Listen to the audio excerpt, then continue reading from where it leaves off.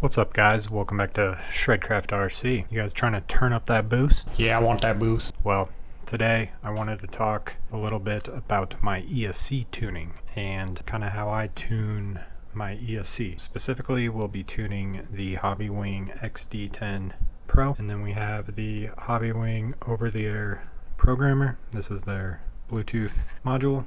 So I got that plugged in. I get lots of questions all the time of people asking how much turbo and how much boost I run, and I'll be honest, it's not a lot, but I'll get the cell phone app loaded up here and kind of show you guys all the parameters that I mess with. And I got to admit, I'm more of a mechanically minded person, and I'm learning more and more every day about these electronics and how they're tuned. So big shout out to all the racing guys that have very extensive videos on how they tune their ESCs. So I'm gonna go kind of in depth on some of the features and what I've noticed while I'm drifting, and then talk about some of the other stuff that I might change if you're changing gearing, stuff like that. Now, one of the important factors when tuning electronics is the gearing that you have on your car, and this is an RDX. So I've actually changed the spur and the pinion. Right now the spur is an 86 tooth and then the pinion is a 24 tooth, and I think that gives me a final drive of 9.3. And how you would get that is you divide the number of teeth on your spur by the number of teeth on your pinion, and you multiply that number by 2.6, which is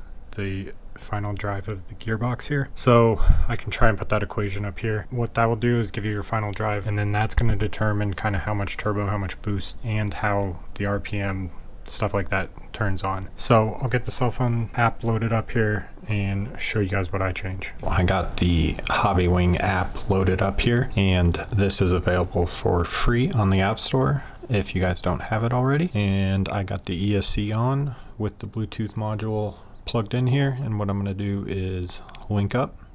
And I got this one called Shredcraft, and I think what I'll do is just set up a base brand new tune and show you guys how I go about changing some of these parameters and why. As this loads up the parameters table, it's gonna open up with all your settings that you can change. I'm gonna reset this one, so it's asking me if I'm sure I want a factory reset. I'm gonna go ahead and confirm. Factory reset was successful. We're gonna go into the parameters table here. I've reset it, and it's going to start out with the general settings here. What I'm going to change here is the reverse delay, because the stock setup is 2 seconds. And on our track, if you spin out, you kind of want to get out of the way. So I changed this to 0.5 seconds. And the reason I do that is because I feel like if I do 0 seconds and you get onto the brake too soon, the car is going to go into reverse faster than you want it to. So just having that half-second delay allows you to get back into neutral and then put it into reverse. Reverse force, so your max speed in reverse is set at 25%, and I'm not going to change that. I'm going to leave that how it is. So next we have cutoff voltage, and I'm not going to change that. It's set at 3.3 volts per cell. Thermal protection, I'm also not going to change that. 105 degrees Celsius on the ESC protection, and the motor protection is where I'm going to leave it. And I'll scroll up a little here. So we have BEC voltage, and that's how much voltage is going to go to your servo through your receiver. I leave this at 6 volts.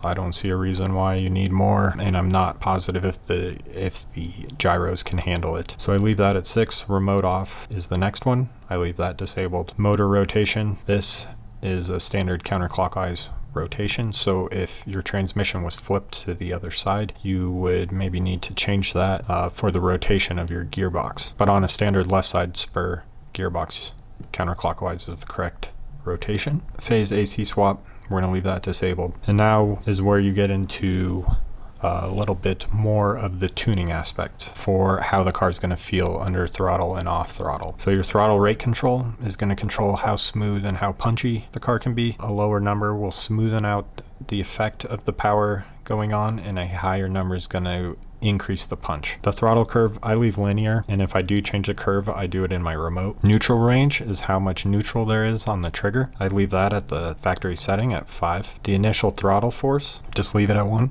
Initial throttle force, I just leave that at 1. Coast is going to be if you have a motor with a strong magnet that just locks the wheels up as soon as you go off throttle. This will allow the motor to roll out a little bit when you go off throttle to give it more of a natural feeling. With the D10 that I have on this car, I don't need that.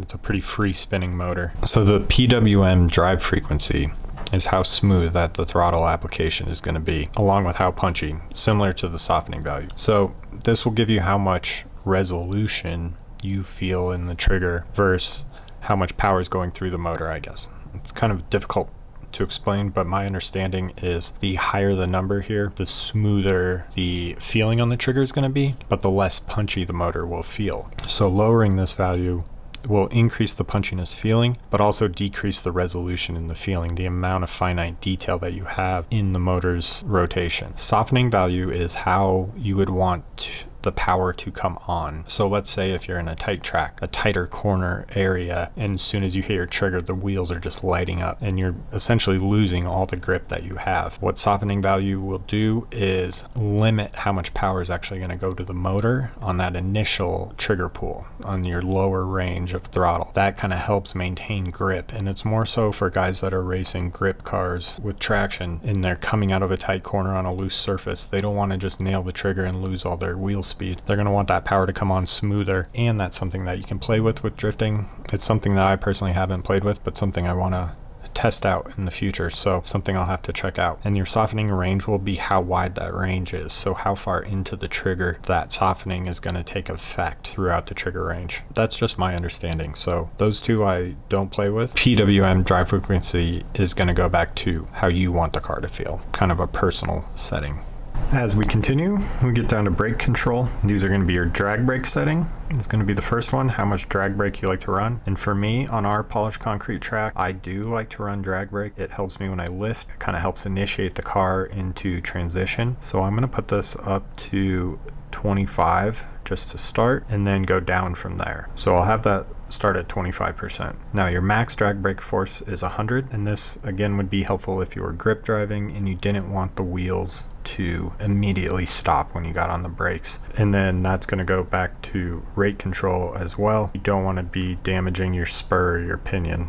So drag brake, I changed to 25%. Max brake force, I'll leave that at 100. So I can lock up the wheels. Initial brake force will be the drag brake. The brake rate control, the stock setting is at 10. The rate is going to be how hard the brake's going to hit. I'll just leave brake rate control at 10. The brake curve, I leave linear. Don't need to touch that. Brake frequency, I do drop this down to 12K. And I do that so the brakes hit a little harder. It's kind of the opposite of the punch effect on the car. So dropping this value, I feel the brakes come on a little sooner, a little harder, helps me with transition and initiation. And now for the settings that everyone wants to know. Boost timing. Give me that boost. So your boost is going to be how much extra timing is going to get added to the motor throughout a designated RPM range. So for me, I actually turn the stock setting of 10 degrees down to 8 because I'm running on polished concrete and I feel like too much boost, especially with this higher gearing, lights the tires up and you actually lose traction and you lose speed. And I see everyone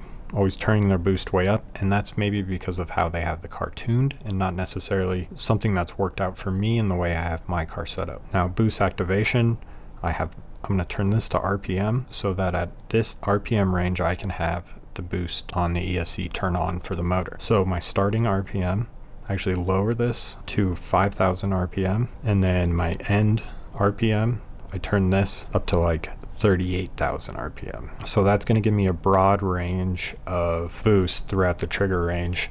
And with that higher drive frequency, it's going to give me a smoother feel with a wide range of power. So those are kind of my basic setup tips for the starting boost tuning. And now you get down to turbo. Turbo, the stock setting's at 10. And what I'm going to do is I'm actually going to turn that down to 9 for the same reasons. I don't need that much wheel speed with this much gearing. And my turbo delay is going to be instant, but my increase rate, I'm going to turn this up to 15 degrees per second. Now I'm only going up 9 degrees, but it's going to be how fast that turbo comes on. And then my decrease rate is going to be instant, again, because I like to be, when I'm off throttle to transition, I like the power to immediately get cut off and it lets the car swing when I want the car to swing. Now below turbo and boost, we just have the data records, which will give you the highest recorded temperature of the ESC and temperature of the motor, and then the minimum battery voltage that the ESC has seen, and the max RPM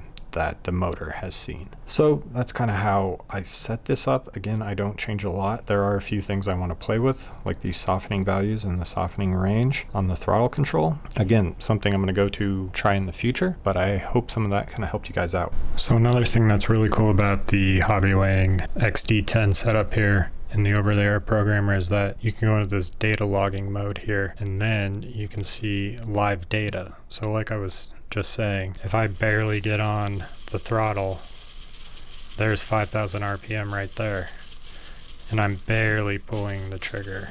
I don't know if you can see that, but that's 10,000 RPM.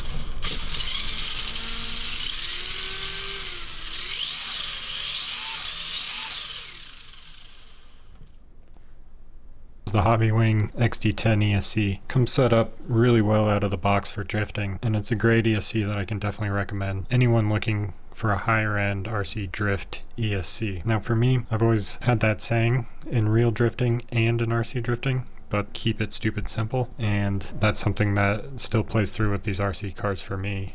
Being able to diagnose, find problems, change tuning easily. Like I said, the electronics stuff is still a little over my head, but I'm getting there. Starting to utilize some different tuning aspects than what I've been using in previous years and seeing some benefits. So just wanted to kind of pass those along and share my tune and my setup on my RC drift car here. Hopefully some of that information was relevant. You guys liked this. I know it wasn't as in-depth as some people go, but for me, I don't need to go that in-depth, and kind of like keeping it simple there, and then I can take all these numbers and transfer them over to other ESCs as a baseline. So there were a few settings there that I said I wanted to play with, especially with some of those softening values, just to see if it makes a change on our track and how this car already drives. So I'll definitely be doing some of that, playing with some of those values, and then moving on from there. But I just want to say I really appreciate you guys watching. The comments and outreach on the last RC Drift Alignment video were huge, and I really appreciate all the positive feedback. I put a lot of effort into making that video, along with this one too, so it goes along with me telling you guys I was going to provide higher value of content, and this is me trying to provide that higher level of value of content. Again, all for free, and for you guys to enjoy and hopefully learn a thing or two from. So just want to say thanks again for watching. Make sure you hit that thumbs up button if you guys liked this video, and be sure to subscribe for some more awesome RC drift content. I will catch you guys on the next video. Thanks for watching. Peace.